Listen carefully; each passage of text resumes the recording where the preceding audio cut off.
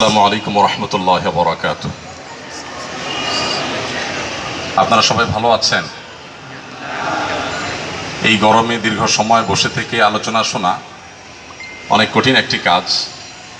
আপনারা অনেক বেশি ধৈর্যের পরীক্ষা দিয়েছেন। আপনাদের আর খুব বেশি ধৈর্যের পরীক্ষা আমি নিতে চাই না, এবং আমার যে সময় ছিল সেই সময় থেকে আলহামদুলিল্লাহ অনেকখানি কমে আসাতে আপনাদের ধৈর্যের পরীক্ষাটাও অনেকখানি কমে গেল।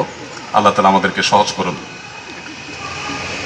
আলহামদুলিল্লাহ আলহামদুলিল্লাহ রাব্বিল আলামিন ওয়াসসালাতু ওয়াসসালামু আলা আশরাফিল আমবিয়া ওয়াল মুরসালিন নবিয়িনা মুহাম্মদ ওয়া আলা আলিহি ওয়া আসহাবিহি আজমাইন, আম্মা বাদ।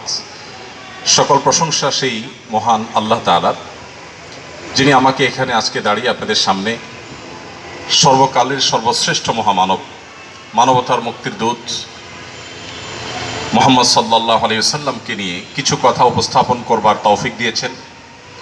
শুকরিয়া জানাই সেই মহান মালিকের, সেই মহান রবের, এবং সেই সাথে বিশেষভাবে কৃতজ্ঞতা জ্ঞাপন করছি ঢাকা বিশ্ববিদ্যালয় সিরাত মাহফিল 2024 বাস্তবায়ন কমিটির প্রতি, যারা আমাকে এখানে দাঁড়াবার সুযোগ করে দিয়েছেন। বিশেষভাবে অন্তঃস্থল থেকে কৃতজ্ঞতা জানাচ্ছি ঢাকা বিশ্ববিদ্যালয় কর্তৃপক্ষকে এই চমৎকার আয়োজনটি করবার অনুমতি প্রদান করবার জন্য এবং সার্বিক সর্বাত্মক সহযোগিতা করবার জন্য। সময় যেহেতু কম, আমি কোনো ভূমিকা ছাড়াই আমার মূল বক্তব্যে প্রবেশ করতে চাই। আর তার আগে আমি দুটি কথা প্রাসঙ্গিক বলে রাখতে চাই। সেটি হলো, কেন প্রিয় নবী সাল্লাল্লাহু আলাইহি সাল্লাম সম্পর্কে আমাদের জানতে হবে। আমি জানি না এখানে মুসলিম ছাড়া অন্য ধর্মাবলম্বী আমাদের কোনো ভাই বা বোন আছেন কি না, কিন্তু মিডিয়ার মাধ্যমে আমার কথা হয়তো বা পরবর্তীতে তারা শুনতে পাবেন।